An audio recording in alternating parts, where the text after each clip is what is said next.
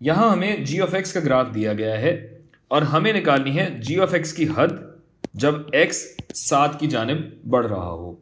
यहां भी ध्यान रहे कि फंक्शन की कदर नहीं, फंक्शन की हद मांगी गई है। आप देख भी सकते हैं कि 7 पे फंक्शन की कदर यहां नहीं है, यहां है। लेकिन जब आप हुदूद को देखेंगे तो ये हुदूद 3 की जानिब नहीं, ये इस तरफ बढ़ रही हैं। यानी जब x 7 की जानिब बढ़ता जाता है, ऐसे ऐसे ऐसे ऐसे ऐसे, तो फंक्शन कहाँ बढ़ रहा है?